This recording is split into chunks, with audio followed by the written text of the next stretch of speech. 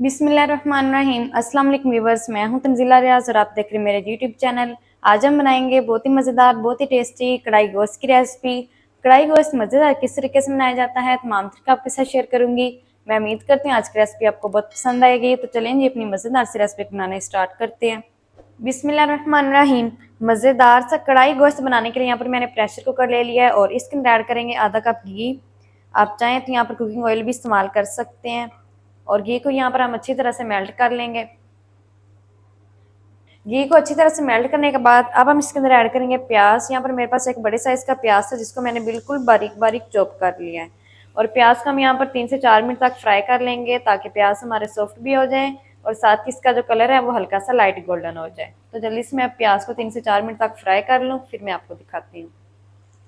यहाँ पर प्याज को मैंने 3 से 4 मिनट तक फ्राई कर लिया। प्याज हमारे सॉफ्ट हो गए और हल्के से लाइट गोल्डन हो गए। इतना ही हमने फ्राई करना है और हमने इसे फ्राई नहीं करना।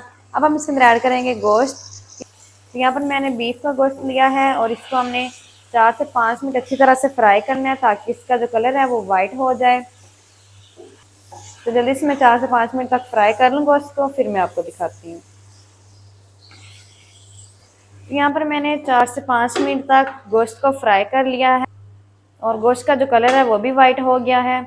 अब हम इसके अंदर ऐड करेंगे 1 टेबलस्पून लहसुन अदरक की पेस्ट। और लहसुन अदरक की पेस्ट के साथ हम गोश्त को फ्राई करेंगे 1 मिनट तक ताकि जो लहसुन अदरक की कच्ची सी स्मेल है वो ख़त्म हो जाए।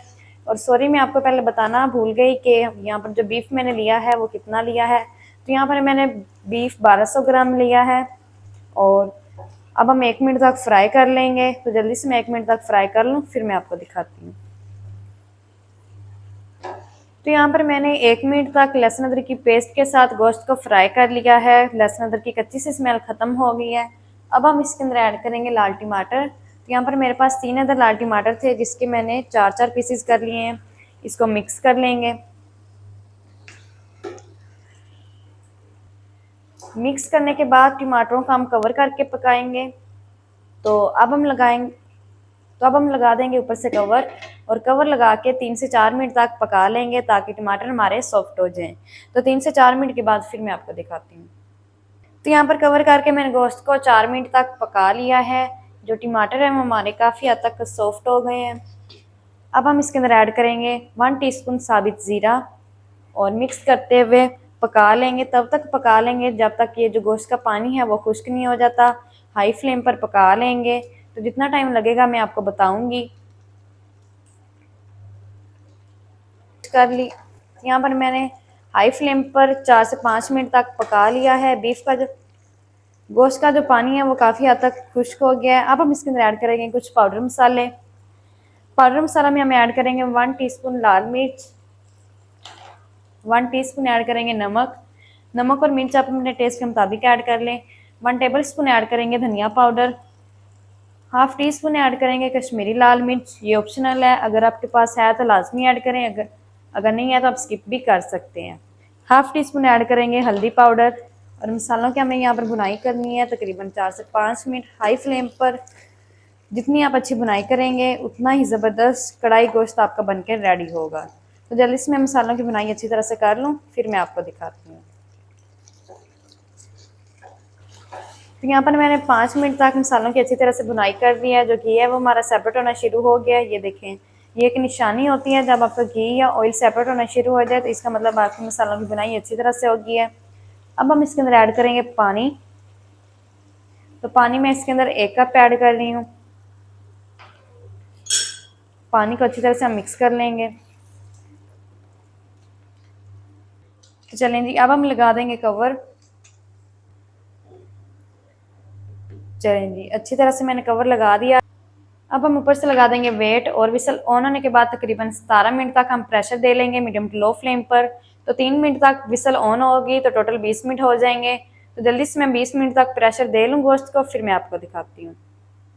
तो 17 मिनट तक गोश्त को प्रेशर देने के बाद मैंने सारा कुकर का प्रेशर निकाल दिया है। कवर हटा देंगे और चेक कर लेते हैं। तो माशाल्लाह से गोश्त हमारा अच्छी तरह से गल गया है और फ्लेम को मैंने ऑफ कर दिया था। और अब हम इसके अंदर ऐड करेंगे हाफ कप अच्छी तरह से फैटी हुई दही। फ्लेम को मैंने ऑफ ही किया हुआ है, मैंने ऑन नहीं किया। और ऑफ फ्लेम पर ही हम अच्छी तरह से दही को मिक्स कर लेंगे।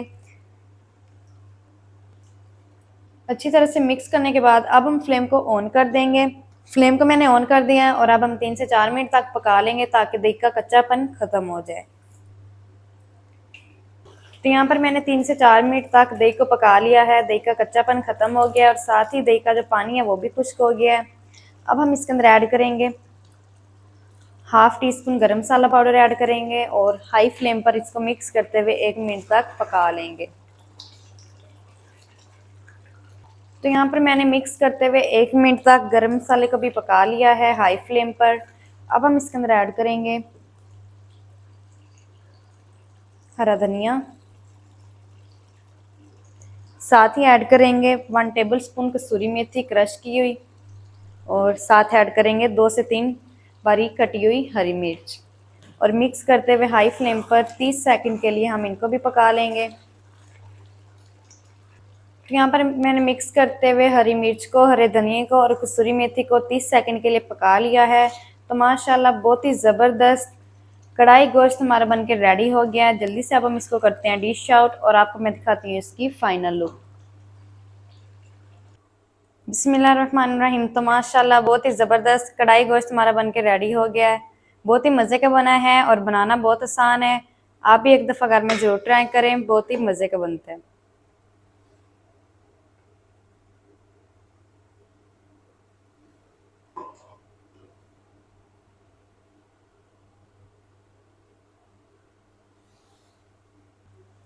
तो माशाल्लाह ये थी व्यूअर हमारी आज की रेसिपी कढ़ाई गोश्त की। कढ़ाई गोश्त मज़ेदार किस तरीके से बनाया जाता है तमाम टिप आपके साथ शेयर कर दिया है। वीडियो अच्छी लगे तो वीडियो को लाइक कर दें, चैनल को सब्सक्राइब कर दें ताकि हमारी हर नई आने वाली वीडियो आप तक पहुंच सके। मिलता है कि नई वीडियो के साथ, तब तक के लिए इजाज़त दीजिए। अल्लाह हाफिज़।